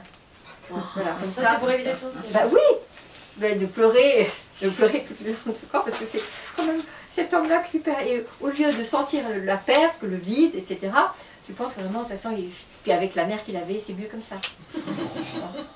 Ce sont toutes les ruses que nous avons pour éviter. Alors, rationalisation, généralisation, c'est toujours comme ça. La morale, ça c'est... Oui, la morale, bien sûr. La morale. Ça arrive à tout le monde. Et ça arrive à tout le monde. Ça arrive à tout le monde, généralisation. Quoi d'autre encore? L'humour. L'humour qui peut être noir ou même de la détourner, faire rire. Voilà, c'est faire le clown, prendre un personnage. La réduction. La réduction, oui. C'est-à-dire Un exemple. C'est pas si grave. C'est pas très grave, ou je sais pas, non, il y a d'autres qui souffrent encore beaucoup plus. Oui, alors c'est ça. Ah oui, c'est ça. C'est bon ça. C'était pense à tous ceux qui sont si malheureux, qui n'ont même pas à manger. Oui, va t'occuper des autres. Oui, voilà. Alors là aussi, c'est ça. C'est le sauvetage des autres. Voilà. Ça, on en a bouffé. Oui, ça, on a bouffé. De quoi? Va t'occuper des autres, comme ça tu ne penseras pas à ton problème. Je me souviens de ma grand-mère. Je sais pas, quand on nous renvoie... C'est ça l'expérience vécue. Quand on nous renvoie à trouver une solution. Oui. J'exprime quelque chose, et l'autre me dit « Ah bah t'as qu'à faire ça ». Oui. Donc là, le mécanisme de défense, c'est de confondre les colonnes dont je vais parler la semaine prochaine, la colonne expérience à traverser, pleurer, tempêter, etc., avec un problème à régler. C'est pour ça que j'aime bien dire, le deuil n'est pas un problème à régler, c'est une expérience à vivre. C'est trop, voilà. Bah faire aussi. Faire. Moi, je peux me mettre à faire plein de choses, ou même sortir beaucoup, tout pour éviter d'être en contact avec ça. Il y a aussi quelque chose qu'on appelle en analyse transactionnelle l'épicénario. C'est faire vivre aux autres ce qu'on ne veut pas vivre soi-même. Déléguer aux enfants quelque chose que je n'ai pas envie de vivre et je leur, très subtilement, très inconsciemment, c'est leur demander de porter ce que moi je ne porte pas. Avec le secret par exemple, ou avec d'autres comportements. C'est déléguer. Bien sûr. Ça marche dans tous les scénarios que l'on rejoue alors. Oui. Pour éviter de sentir l'émotion. Après, moi, je voudrais juste revenir sur ton commentaire, Béatrice, pour l'expérience à traverser, l'écoute active. Moi, plusieurs fois, il y a des amis qui m'en ont voulu, en fait, de réagir quand elles me partageaient leurs difficultés. Et je leur ai dit que, pour moi, c'était pas forcément évident qu'elles attendaient une écoute de ma part. Enfin, légendée, sous-titrée, donc moi, je me pensais dans la bienveillance. Non, parce que là, l'erreur que tu as faite, probablement, c'est pas vérifier dans le sens inverse. Est-ce que tu souhaites que je réagisse à ce que tu dis? Et bien, du coup, alors, peut-être en victime, je me pose, mais j'avais envie de te suggérer de dire dès le début. Écoute, voilà, j'ai pas envie de solution, je te demande juste de m'écouter. Parce que moi, elle m'aurait dit ça, je savais que j'étais pas ouverte à ça, et du coup, j'aurais raccourci le rendez-vous, quoi.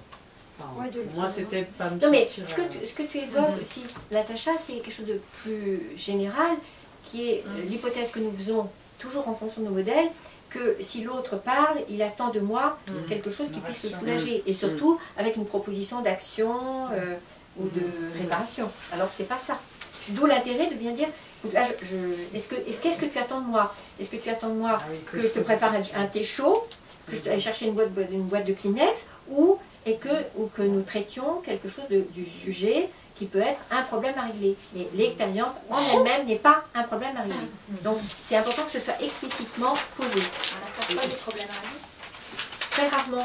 C'est à peu près 1 fois sur 10. Mais c'est rare. C'est prochaine. Voilà. Alors, donc on est là seulement dans ces cas-là pour accueillir ce que dit l'autre. Oui. Voilà. Et plus grande ma capacité à me taire, meilleur l'accueil. Aussi se plaindre. Oui, il faut se plaindre. Se plaindre. Ah, se plaindre pour éviter. Je trouverais que ce serait... Bah ça oui. peut être exprimé.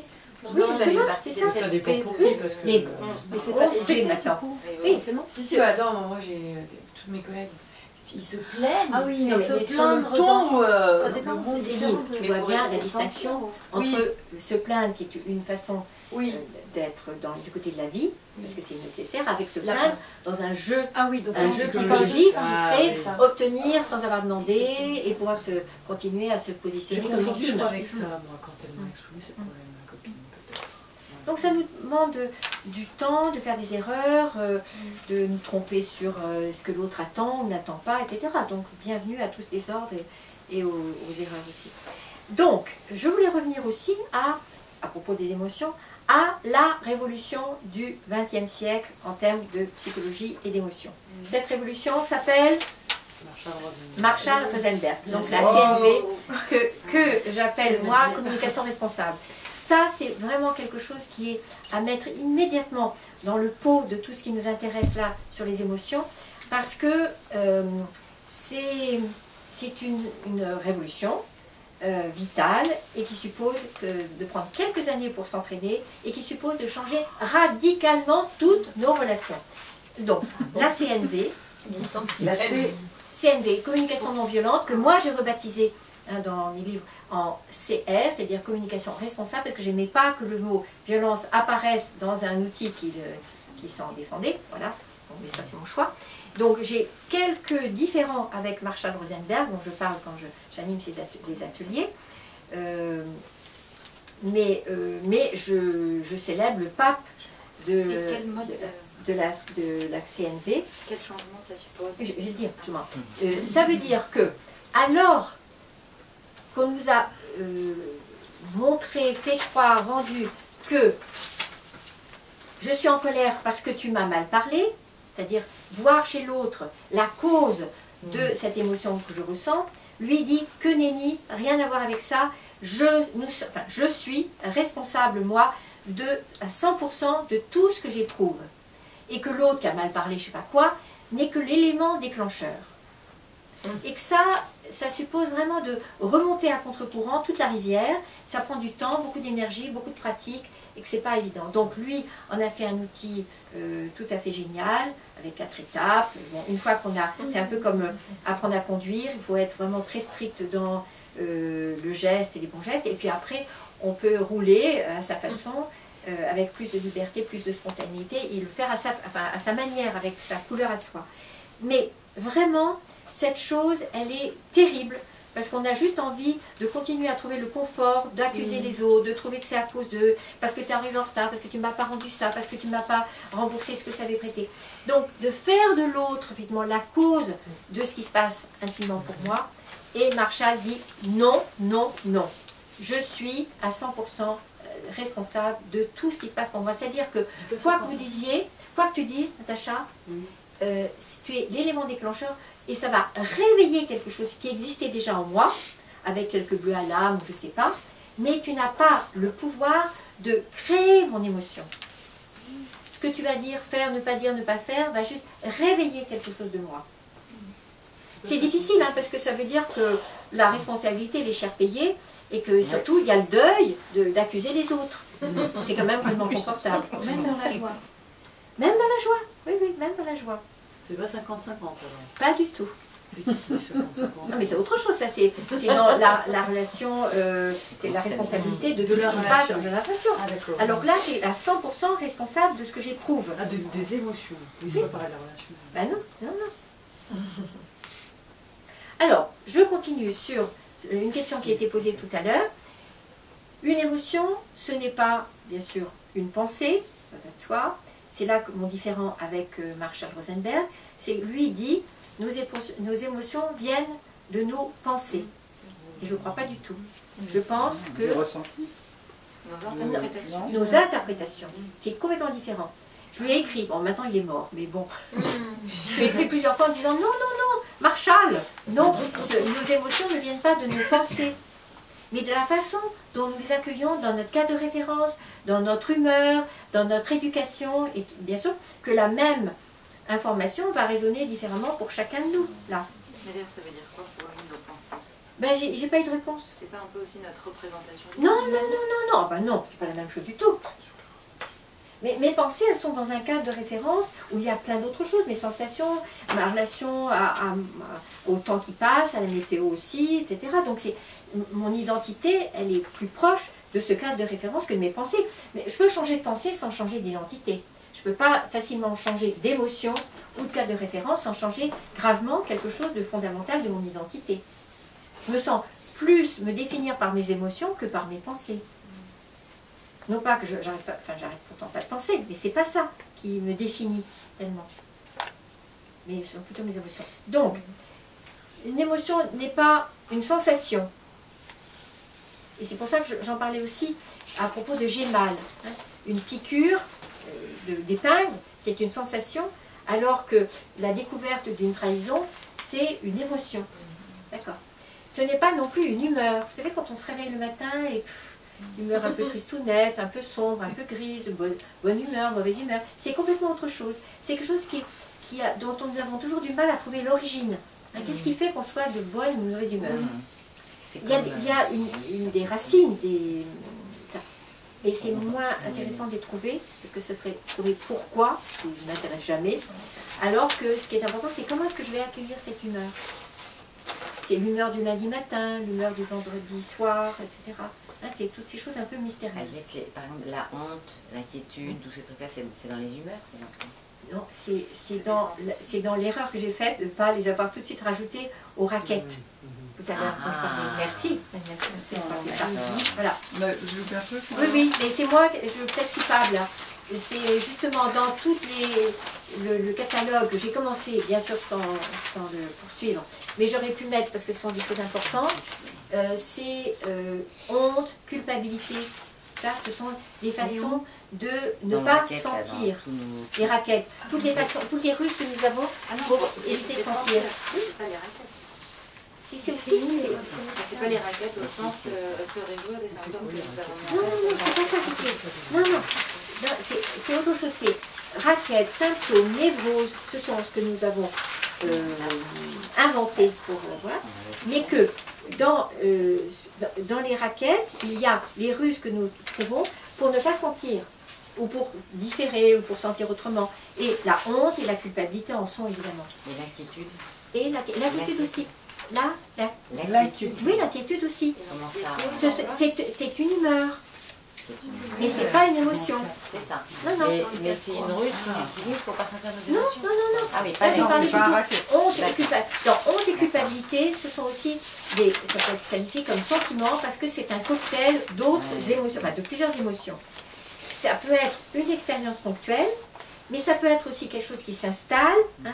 Il y a la tata Suzanne, qui est confite en culpabilité, et c'est elle tout le temps qui va s'excuser d'avoir respiré, d'être passée avant, d'avoir trop dormi, patati patata. Elle en fait un fonds de commerce, elle en fait une modalité de vie. Voilà. Ça, c'est la culpabilité tragique. Et il y a la culpabilité ponctuelle. Hein. J'ai manqué de respect à vous, et la culpabilité est le gage de la considération que j'ai pour vous, de l'importance que vous avez pour moi. Donc il y a toujours les trois choses. Il y a la culpabilité sur laquelle je prie, la culpabilité ponctuelle, expérience de vie qui dit que ça m'importe. Il y a la culpabilité névrotique, vraiment, qui est l'installation dans tout, je ne suis que cette façon d'être au monde, coupable de tout, ou honteuse de tout, mais bon. Et il y a le pire du pire, encore pire que dans Suzanne, c'est l'absence totale de culpabilité, qui est une façon, effectivement, de ne pas prendre en considération que les autres existent, etc. Et là, c'est tout ce qui est défini aujourd'hui dans manipulateur, perversité, etc. Je vous pose une question, mais ce que je vois, c'est que quand je vous réponds, vous communiquez avec votre voisine. Non, mais c'est la même famille, elle parle de tante Suzanne. Ah, c'est ça, j'ai bien compris. Oui, oui. Est-ce que j'ai répondu à votre question? Oui, tout enfin, est-ce que vous avez entendu quelques bribes de ma réponse? Non, j'ai tout bien écouté. Bon, merci beaucoup, Aliette. Et j'ai quand même encore une petite question sur l'inquiétude. Qu'est-ce qu'on en fait de ça? Qui n'est pas une émotion, j'ai compris. Mais qui peut être associée à de la peur ou à du chagrin aussi. Vous pouvez passer par la porte de quelle est l'inquiétude, elle m'ouvre la porte sur quelle émotion? Ça peut être du chagrin. Ça peut être une réminiscence d'un traumatisme aussi, c'est-à-dire le traumatisme qui est une épreuve qui va laisser une trace telle que je reste dans une anxiété, je reste dans une appréhension, que les choses se reproduisent. Alors l'inquiétude, elle a en général un objet, ce qu'elle n'a pas l'appréhension, ce que n'a pas l'anxiété aussi. L'angoisse, c'est encore autre chose, mais c'est ce qu'on voit à propos de toutes les formes dérivées de la peur.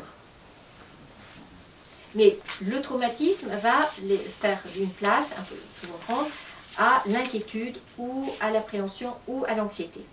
L'angoisse, c'est autre chose. Et une étiquette. Alors que l'émotion laisse dans du doute, dans du mouvement, dans l'inconfort, dans tout ce que tu exprimais tout à l'heure aussi, de malaise. Il y a quelque chose qui vient plus nous troubler. D'où, évidemment, la préférence que nous pouvons faire quelquefois, de porter un jugement qui pose les choses.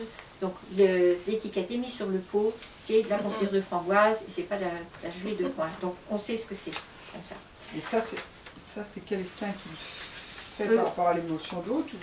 Ah non, c'était même pas par rapport à l'émotion. C'est tout jugement, ce qui est quand même notre pratique sociale du temps. Le jugement a comme bénéfice de nous laisser dans des certitudes, alors que toute émotion nous laisse dans du doute. Oui. Et donc il y a des gens qui fonctionnent comme ça, je dirais, sur eux, quoi. Oui, voilà. Bien sûr. Oui, oui. C'est pas l'autre, c'est sur moi, on voit tout le temps. Qu'est-ce que je suis bête, je suis nulle, voilà. Là, au moins, il y a quelque chose qui se réduit. C'est ça que je pensais aussi, sur quoi je pensais quand vous avez parlé de réduction. Hein, c'est la réduction par le jugement.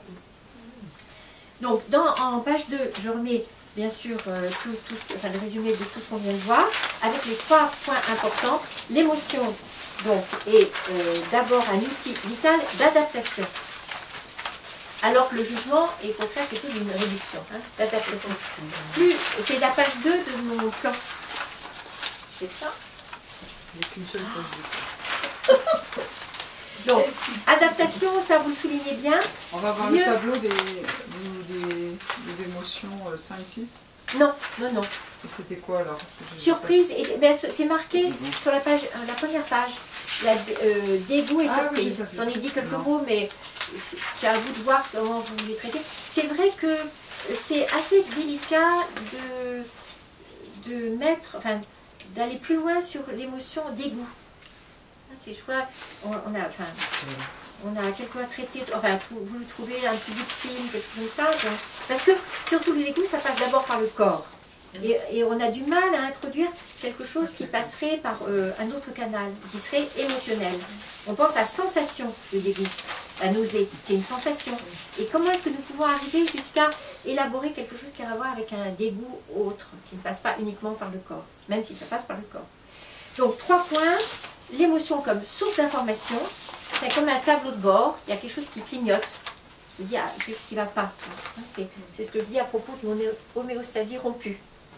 Ensuite, c'est un signal que j'ai quelque chose à mettre en place, à moi d'élaborer.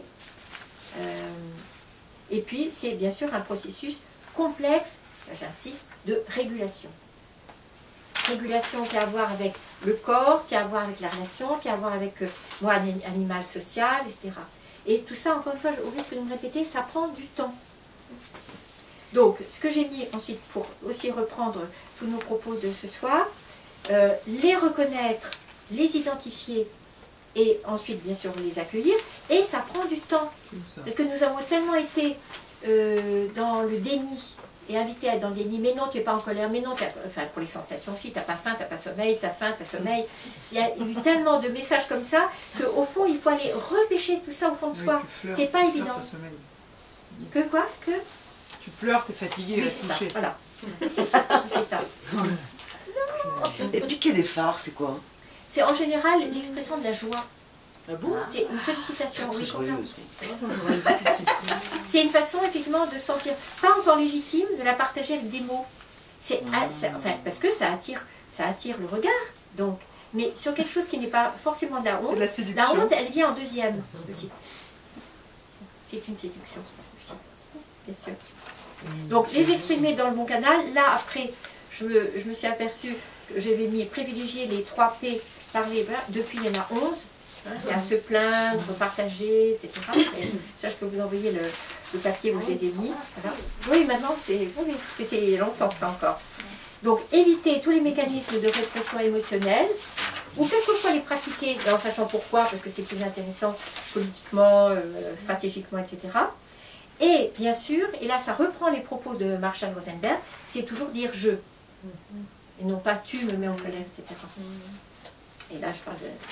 Donc ma conclusion évidemment là, c'est les cultiver. Ma santé est proportionnelle à la culture des émotions et c'est apprendre à maîtriser leur expression. Ça c'est vraiment la chose que je vous invite à retenir parce que ça dit l'essentiel à la fois des erreurs que nous faisons, des croyances dans lesquelles nous restons encore, de ce que nous a malheureusement asséné, de devoir ne pas exprimer, ne pas ressentir, et à force de ne pas exprimer, nous en arrivons à ne plus sentir.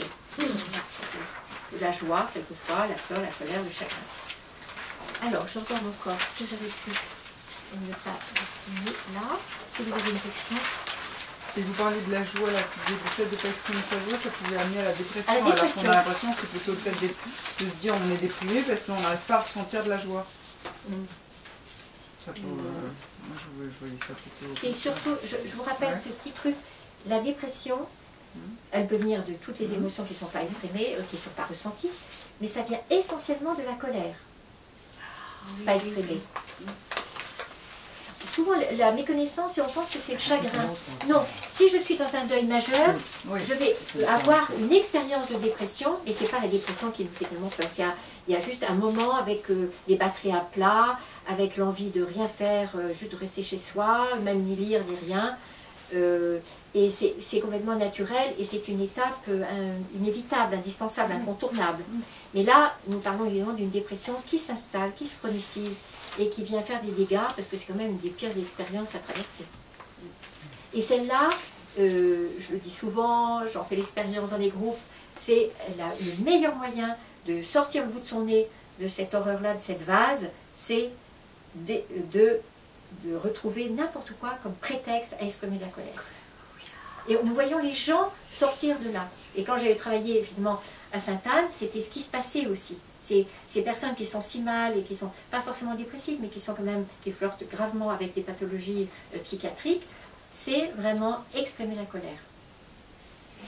La colère peut ensuite déboucher sur un chagrin, mais encore une fois, l'ordre d'arrivée ou l'ordre d'accès aux émotions va être différent selon chacun de nous, selon notre histoire, selon notre type de personnalité, selon les permissions que nous avons eues ou non de sentir et d'exprimer l'émotion. Mais toujours exprimer, toujours exprimer la colère en disant je. Oui, mais en même temps... Pas se défouler sur l'autre, c'est très compliqué. Non, mais merci de dire ça, parce que dans la vie sociale, amicale, familiale, conjugale, c'est important de jamais se défouler, évidemment. Et en même temps, quand c'est archi plein, c'est sur le point de déborder avec des mots, mais avec des comportements et patati patala, c'est important, et c'est ce que je propose, d'avoir des lieux où nous pouvons se défouler en toute tranquillité et prendre des heures et des heures à sortir tout ça, et ça risque rien, parce que ce lieu est protégé, et que personne ne va le prendre pour soi. Et que si je peux avoir ce lieu pour défouler, après, je vais me trouver quasiment à jour, quoi. Et que même s'il y a une petite chose un peu pas complètement cachère, on va quand même être dans quelque chose de tolérable. C'est vos expériences dans la cave là? Oui, c'est ça, c'est ce que je fais avec un lieu insonorisé, avec un lieu où, évidemment, nous prenons, parce qu'on a fait il y a juste 15 jours aussi, on prend 3 heures pour défouler. Et là, effectivement, c'est ce qui peut. Voilà. On peut le faire 10 heures, on peut le faire aussi 24 heures non-stop, ça. Et ça fait du bien. C'est pour ça, je profite pour faire un petit rappel, je cherche encore un lieu insonorisé pour pouvoir le faire. Voilà. C'est pas une personne qui fait ça pendant 3 heures. Si. C'est plusieurs personnes en même temps. Ou Oui, c'est mais une seule personne. c'est arrivé aussi que des personnes le fassent pendant 3 heures. Une seule personne pendant 3 heures. Et les autres ne font pas le même travail en même temps. Et ça dépend, tout est possible. Donc en tout cas, c'est possible qu'il y ait une seule personne qui fasse ce travail-là et que les autres ne le fassent pas en même temps. Oui, bien sûr. Après, c'est chacun son degré de... Et on vit les autres l'acceptent, ça. On vit du partage des autres, en fait. Oui. Les autres sont pas frustrés. Mais j'en sais rien. Mais si je suis frustrée, ça m'appartient. C'est pas parce que ça se passe comme ci ou comme ça. Parce que sinon, tu dirais la dépendance à l'âge du capitaine, à la vitesse du vent et à l'âge du psy. Ben non. C'est comme si tu étais dans cette croyance que j'aurais la responsabilité de t'éviter d'être frustré. Sûrement pas. Et ta frustration t'appartient. Et ce que tu évoquais tout à l'heure aussi sur raquette d'insatisfaction, ça nous appartient. En fait, c'est ça au cœur, j'ai la responsabilité de ce que je vis, de ce que j'éprouve, de ce que je vis pas, de ce que j'éprouve pas, de ce que je mets en place, du tri que je fais dans mes amis. Voilà, c'est ma responsabilité, elle est là. Et la responsabilité ce soir, elle est directement liée à ces émotions, à laisser vivre, à accueillir et à exprimer, et ensuite d'en prendre effectivement la totale responsabilité de les éprouver moi-même. Et quand il manque de ça, du cœur à l'ouvrage, oui. de vitalité, là. Je vois ça très lié à l'autre thème qui va être débattu la semaine prochaine, qui est le désir. Mais le désir, verbe intransitif. C'est être dans le mouvement de la vie.